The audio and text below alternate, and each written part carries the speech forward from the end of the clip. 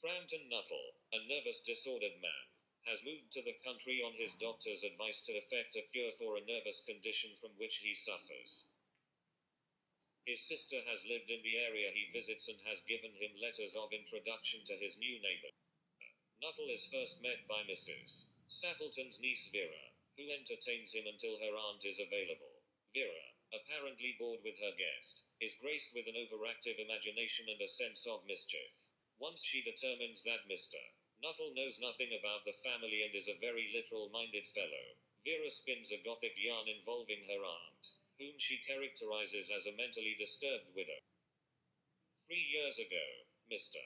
Sappleton and his two younger brothers-in-law went hunting, leaving the house through a French window, which was left open until their return.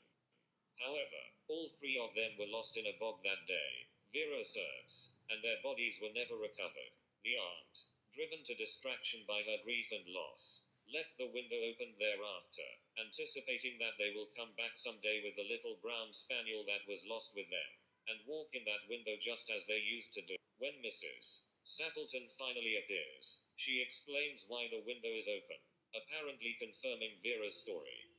Nuttall then tells Mrs. Sappleton about his nervous disorder and his need to avoid any mental excitement. Mrs. Sappleton is clearly bored, but at that very moment she sees her husband and brothers returning from their hunt. Vera appears to be horrified by the sight of them. The nervous Mr. Nuttall is therefore terrified and beats a hasty retreat from the house. In the closing paragraphs, the issue is clarified. The men had only that day gone hunting, and Vera's yarn was purely imaginary. Mr. Nuttall has obviously been duped by Vera's story, but Vera, a habitual liar, does not explain his odd behavior to the others. Instead, Vera invents another story that suggests